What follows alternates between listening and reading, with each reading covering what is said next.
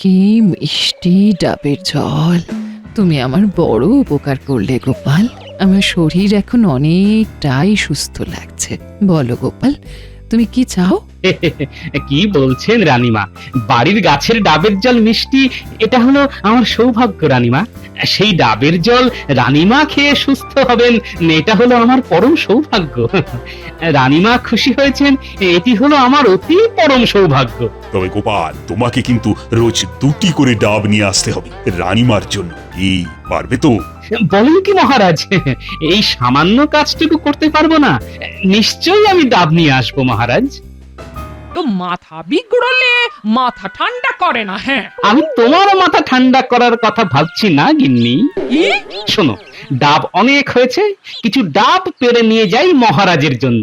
মহারাজ ভারী খুশি হবেন। সে তো বুঝলাম, কিন্তু এত ডাব পারবে কে? তুমি বলি বুড়ো বয়সে কি হাত পা ভেঙে শুয়ে থাকতে চাও? ওই যে এই গুলটে, ন্যাপলা, এদিকে আয় তো। এই যে, এখন আমার একটা কাজ কর দেখি। কি কাজ দাদু? ডাব পারতে হবে, বুঝলি? কিন্তু আমি ডাব নারকল কিচ্ছু খাবো না। আচ্ছা আচ্ছা, তোদের জন্য বিকেল বেলা মুড়ির মোয়া নিয়ে আসবো, কেমন?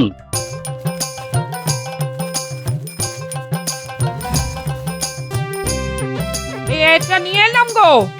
এরে বাবা, এই দাদি কি করতে এসেছো? এনে এনে ধর। ও, আমি ভাবলাম বুঝি। মলোজা, যত সব আজগুবি চিন্তা মাথায়, সাধে কি বলি মাথা বিগড়েছে? বাবা বাবা, দেখেছো গিন্নি কিরকম হনুমানের মতন উঠে গেল?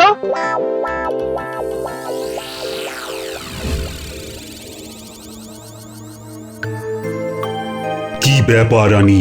দাসী মুখে খবর পেলাম তোমার নাকি শরীর খারাপ হয়েছে। হ্যাঁ, পেটে খুব যন্ত্রণা শুরু হয়েছে মহারাজ। সে কি? এমন তো হবার কথা নয়। না না না না, রাজবৈদ্যকে এক্ষুনি খবর করতে হচ্ছে। হাই, কে আছো?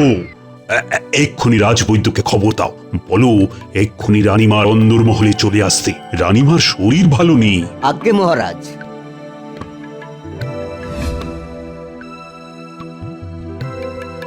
প্রণাম মহারাজ। প্রণাম রানীমা। রানীমাকে দেখুন তো। কি হয়েছে রানীমা? আপনাকে বেশ দুর্বলও দেখছি। পেটে খুব যন্ত্রণা শুরু হয়েছে। হুম, নারীর গতিও খুব কম, দুর্বলতা আছে। জিভটা একটু দেখি রানীমা। কি বুঝলে কবিরাজ? শরীরের দুর্বলতা আছে, তার জন্য আমি ওই পাঁচন বানিয়ে পাঠিয়ে দিচ্ছি। দিনে 5 বার, সেই পাঁচন 3 দিন খেতে হবে। ওরে বাবা! একই সাথে রানীমার পেট গরমও হয়েছে। মনে হচ্ছে অতিরিক্ত গরম পড়েছে এবার, সেখান থেকেই হয়েছে। তাহলে পেট ঠান্ডা করার উপায়? ডাবের জল, ওটি খেলেই পেট ঠান্ডা হয়ে যাবে, রানীমাও সুস্থ হয়ে যাবেন। চিন্তা করার কিচ্ছু নেই। আমার বাগানেই তো অনেক ডাব গাছ আছে, কিন্তু জল খুব খারাপ। এর কারণ মালিও কিছু বলতে পারেনি। বিজ্ঞানীকে বলেছি ভালো করে যদি ডাব গাছের সার আবিষ্কার করতে পারি। তাহলে বাজার থেকেই আনাতে হবে। আর একজনের কথা আমি বলতে পারি। কে? গোপাল। ওর বাড়ির ডাবের জল গত বছর আমি খেয়েছিলাম, খুব মিষ্টি আর খুব ভালো। তাই নাকি? গোপাল সব সময় আমাদের মুশকিল আসান। আপনি গোপালকে বলুন ডাব নিয়ে আসতে। আমি ডাবের জল চেয়েছি শুনলে গোপাল ডাব নিয়ে নিশ্চয়ই আসবে। নিশ্চয়ই নিশ্চয়ই। কবিরাজ, তুমি পাঁচন বানিয়ে রানীকে শিগগিরই দাও। আমি রাজসভায় গোপালকে পেয়ে যাব, এক্ষুনি বলে দিচ্ছি। আশা করি ওর বাড়ির কাছে ভালো ডাব হয়েছে। এসব কি গোপাল? প্রণাম মহারাজ। আমার দেরি হবার জন্য মার্জনা চাইছি। আসলে এই থলে এত ভারী হয়েছে যে এটাকে বয়ে নিয়ে আসার লোক জোগাড় করতে সময় লেগে গেল মহারাজ। এত ভারী তা এতে কি আছে বলো তো গোপাল? মহারাজ, আমি সবার জন্য আমার বাড়ির গাছের ডাব নিয়ে এসেছি। খুব ভালো ডাব হয়েছে দেখলাম, তাই ভাবলাম নিয়ে আসি। রাজসভা শেষ হলে রানীমাকেও দিয়ে আসবো মহারাজ। গোপাল, গোপাল, তুমি আমার যে কি উপকার করলে আমি বোঝাতে পারবো না তোমাকে। কি হয়েছে মহারাজ? শোনো শোনো গোপাল, রানীর খুব শরীর খারাপ, তা বৈদ্য রানীকে ডাবের জল খেতে বলেছে। এও বলেছে তোমার বাড়ির ডাবের জল খুব মিষ্টি, রানীর নিশ্চয়ই পছন্দ হবে। রানীর এখন খুব প্রয়োজন ডাবের জল খাওয়া। সে কি মহারাজ, তাহলে তো আর বিলম্বের কোনো প্রশ্নই ওঠে না মহারাজ। চলুন চলুন, এক্ষুনি রানীমার কক্ষে চলুন। হ্যাঁ হ্যাঁ হ্যাঁ, সেটাই দরকার। তা তোমার গাছে আরো ডাব আছে তো? বিলক্ষণ মহারাজ, অনেক ডাব হয়েছে। বেশ বেশ বেশ, শোনো, আজকের মতো রাজসভা এখানেই শেষ। আবার গোপাল মুশকিল আসান, না, শুধু ডাবের জল খাইয়ে মহারাজ আর রানীমার আরো প্রিয় হয়ে ওঠা আমি কিছুতেই হতে দেব না গোপাল।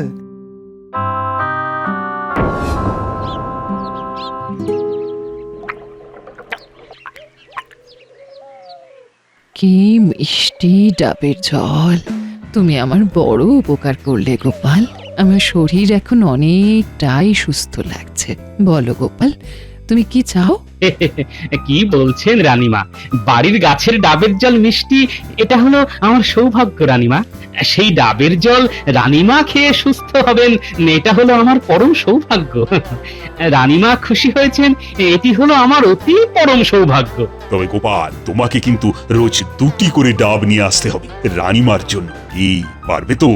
বলেন কি মহারাজ, এই সামান্য কাজটুকু করতে পারবো না? নিশ্চয়ই আমি ডাব নিয়ে আসবো মহারাজ।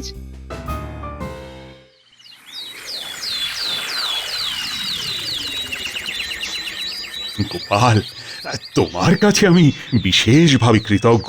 কেন আমাকে লজ্জা দিচ্ছেন মহারাজ? আমি এমন কি আর করেছি? সত্যি গোপালের কত বিনয়!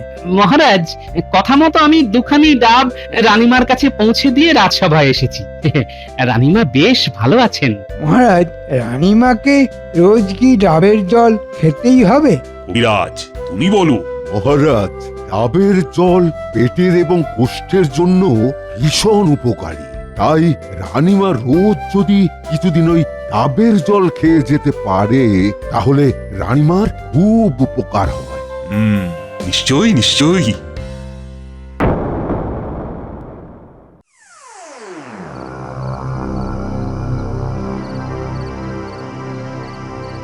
আপনি বলুন মন্ত্রীমশাই, কি করতে হবে? এক লাহমাই করে ফেলবো, শুধু আপনি আমাদের দিকটা একটু দেখবেন। ওদের চিন্তা করতে হবে না, শুধু আমার কাজটা করে দিলেই হলো। বলুন তো, ওই গাছটা কেটে উড়িয়ে দিচ্ছি। চুপ কর গাধা। গাছ কেটে ফেললে সবাই সন্দেহ করবে, এমনকি জেনেও যেতে পারে যে কারা গাছ কেটেছে, কেন কেটেছে। তাহলে এটা খুব মজার কাজ, কিন্তু সোজা কাজ নয় মোটেই। মজার কাজ? দেখুন মন্ত্রী মশাই, কাজ হয়ে গেলে তারপর আপনি ওই আমাদেরকে নিয়ে মজা করবেন না তো? কি যে বলছিস না বলতে বল, এই কাজ করে তোরা মজা পাবি। শোন, ওই আম গাছটা দেখেছিস?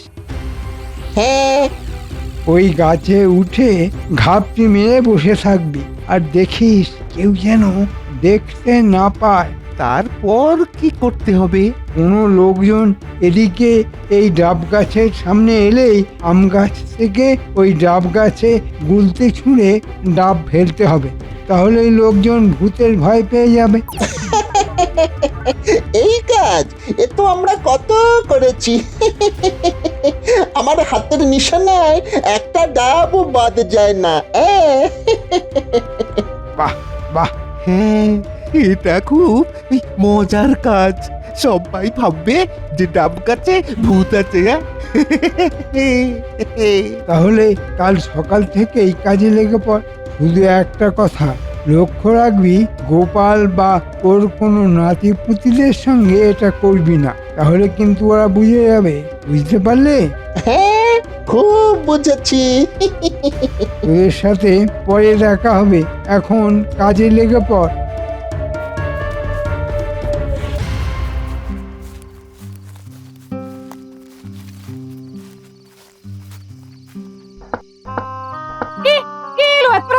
পণ্ডিত, তাড়াতাড়ি দরজা খোলো।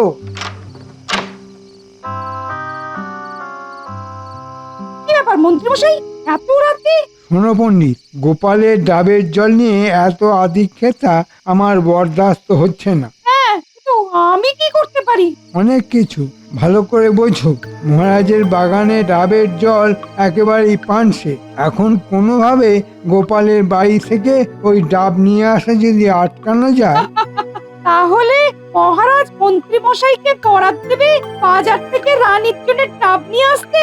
সেই ডাব আনার খরচের লভ্যাংশ তুমিও পেতে পারো, যদি আমার কথা শোনো। মানে কিভাবে? আমি কি করব? তোমাকে কাল রাজসভায় বলতে হবে গোপালের ডাব গাছে ভূত আছে। তুমি প্রমাণ পেয়েছো কেউ ওই গাছের পাশ দিয়ে গেলে ডাব নিজে থেকেই নিচে এসে পড়ছে, কারো মাথায় যখন খুশি পড়তে পারে। এটা তো বেলগাছ নয়, তাই ব্রহ্মদত্তের কথা বলা যাবে না, তবে আরো ভয়ঙ্কর কোন ভূতের কথা বলা যাবেই।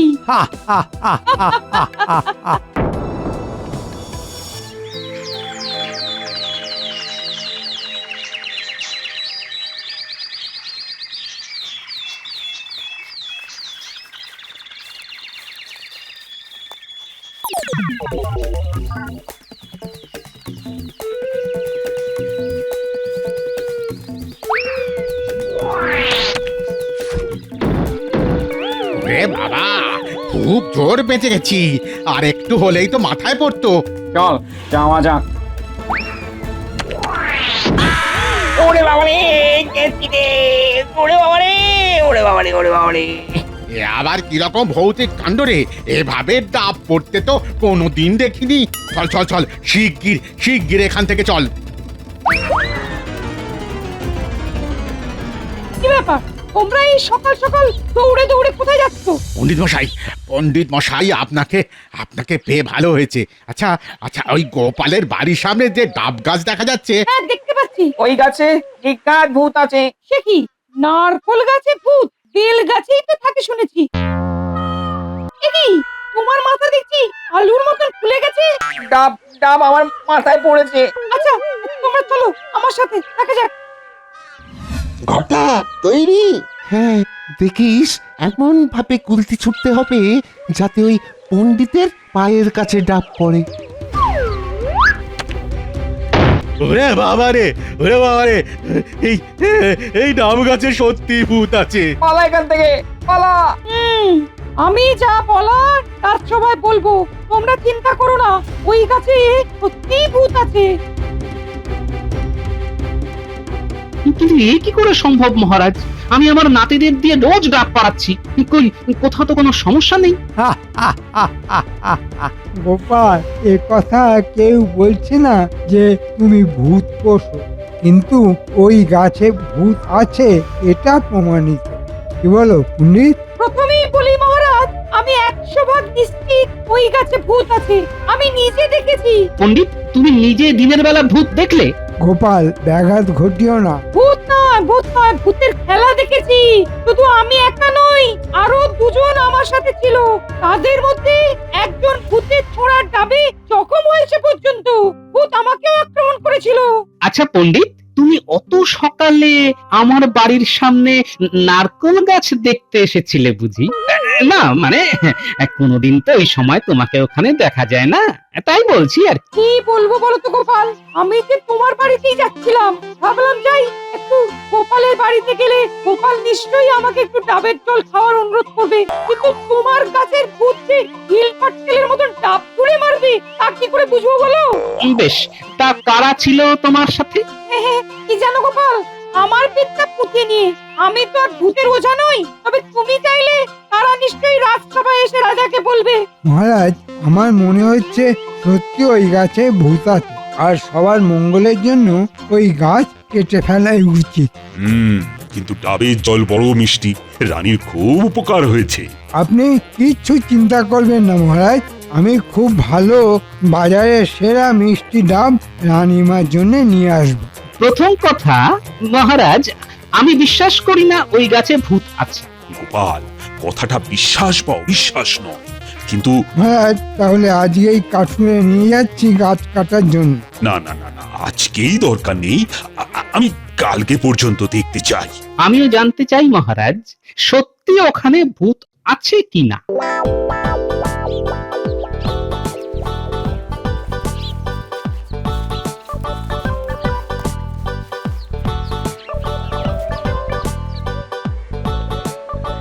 কি জানি এরকম কেন ঘুরছে? এখন তো কিছু হচ্ছে না।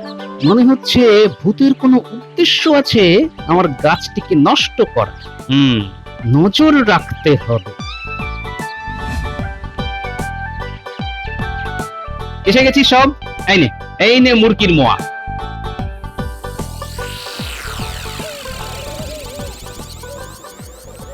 একটা বড় বিপদ হয়েছে বুঝলি, আমাদের নারকোল গাছে নাকি ভূত আছে। হ্যাঁ, মা আর বাবা ওই গাছের পাশ দিয়ে আজ যাচ্ছিল, হঠাৎ নাকি দুটো ডাব এসে সামনে পড়ে।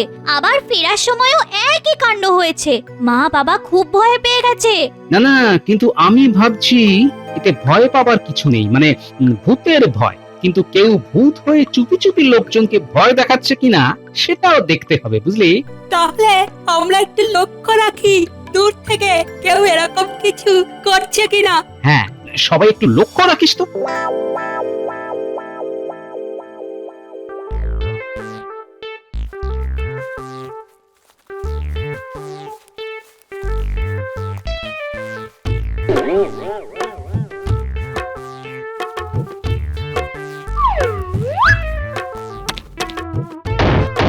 ওরে হাবুল, হাবুল, ভাগ ভাগ ভাগ। ওরে এই গাছে ভূত আছে রে, সত্যি ভূত আছে। ঠিক বলেছিস, আজকাল মহারাজের কাছে যেতে হবে। আরে বাবা, বাবা।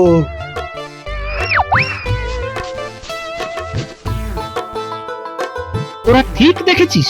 আগো দাদু, ওই আম গাছ থেকে একটা গুলতির মতো জিনিস ছুটে যাচ্ছে আর ডাব পড়ছে। তাহলে আম গাছে ভূত আছে। হ্যাঁ, ওই ভূতকে তাড়াতে হবে। তোরা এক কাজ কর বুঝলি, অনেক ডাবের খোলা পাথর যা যা আছে সব জড়ো কর, আমি আসছি।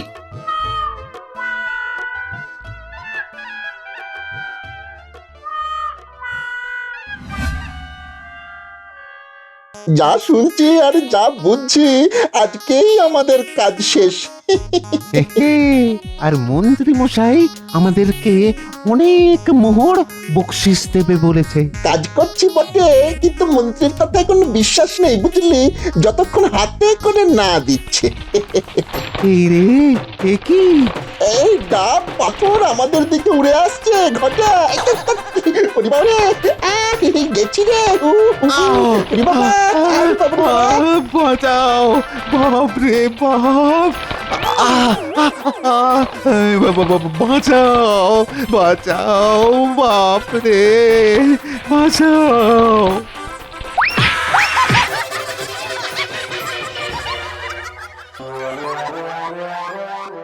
সবাই আজ সকালে ভূতের তাড়া খেয়েছে, তাই ওই নারকোল গাছ আর না কেটে তো কোনো উপায় নেই গোপাল। মহারাজ তাহলে এখনই শুরু করা যাক, এটাই আমাদের আজকে সব থেকে বড় কাজ। গোপাল, তো তুমি কিছু বলবে? ভূত আমি ধরে ফেলেছি মহারাজ। মহারাজ যদি একটু কষ্ট করে আসেন তাহলে নিজের চোখেই ভূত দেখবেন। কিসব বলছো গোপাল? তুমি এভাবে মহারাজের অমূল্য সময় নষ্ট করতে পারো না। আমি সবাইকেই অনুরোধ করব ভূত দেখতে যাওয়ার জন্য। রানীমাকেও জানিয়েছি। রানীমা ইতিমধ্যে চলেও গেছেন। সে কি? তাহলে তো যেতেই হয়। সর্বনাশ!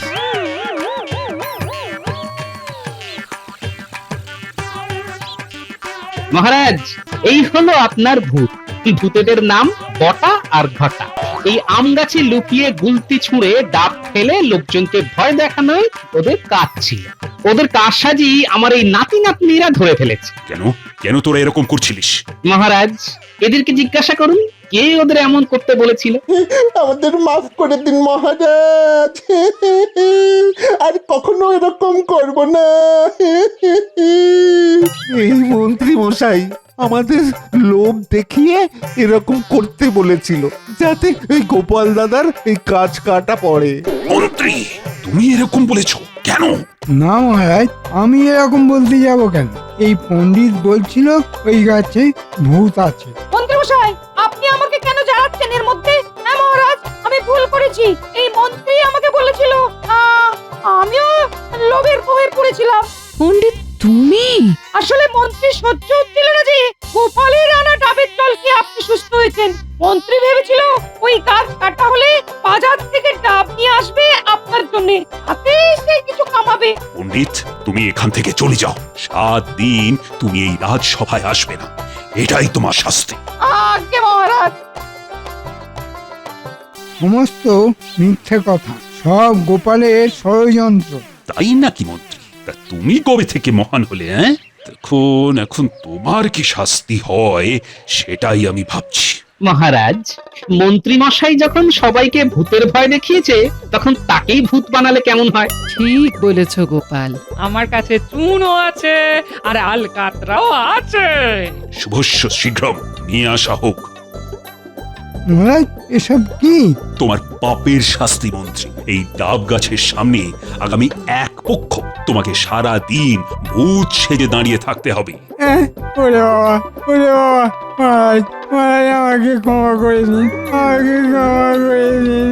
ক্ষমা তো করিয়েছি, না হলে তো গারদে পুরে রাখতাম। এই তো এসে গেছে। এই যে ছোটরা, তোমরা দারুণ কাজ করছো। এখন মন্ত্রীকে ভূত সাজাও দেখি।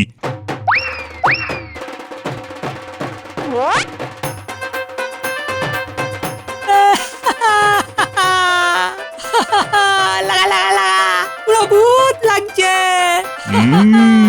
বেশ লাগছে। মহারাজ, মহারাজ আমাকে ক্ষমা করে দিন, ক্ষমা করে দিন। ওই যে ভূতের কান্নার শব্দ আসছে।